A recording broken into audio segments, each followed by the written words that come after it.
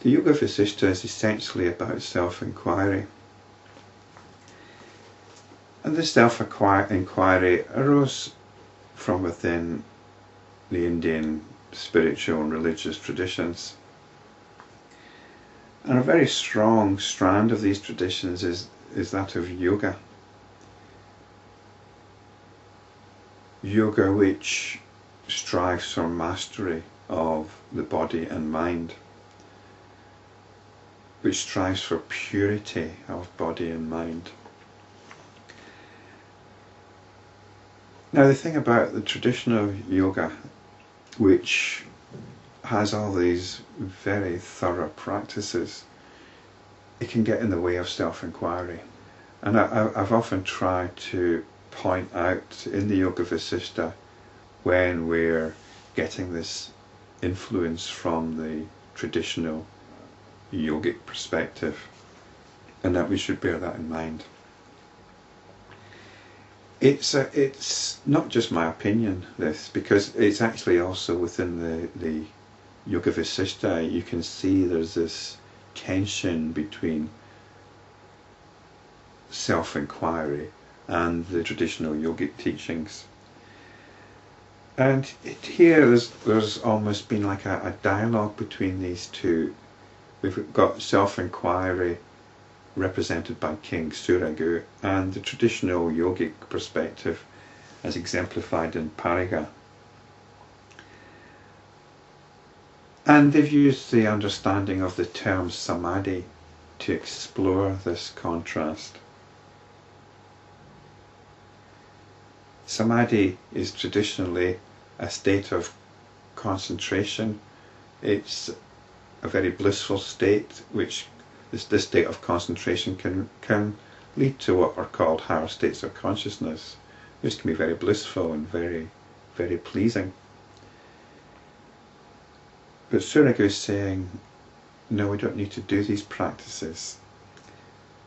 The only real samadhi is that which is based on understanding of the truth, which you arise at through self-enquiry. And that understanding need never leave you. It's not dependent on sitting in the lotus position and getting on with your yogic exercises, your yogic practices. This samadhi is realized by knowledge of truth. Suraghu continued, O sage, there is indeed nothing which is worth desiring or renouncing. For as long as these things are seen as objects, they are nothing but concepts, percepts, and notions. Concepts, percepts, and notions. It's worth exploring what these three terms might mean, rather than just read through them and go, A percept, for example, is described in my dictionary as the mental result of perceiving. So we've got concepts, which are thoughts.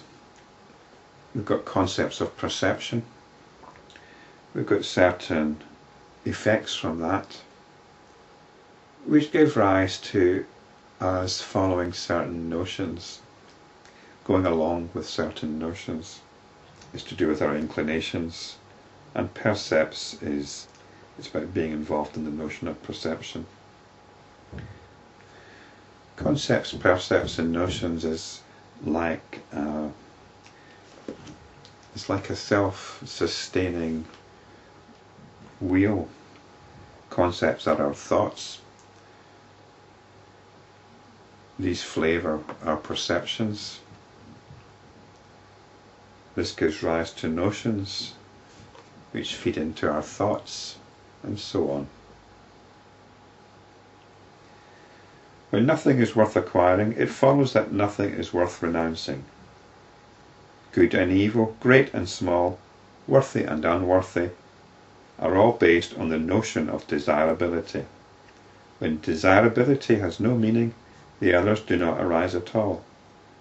There is truly no essence in all that is seen in this world, the mountains, the oceans, the forests, the men and women, and all the objects.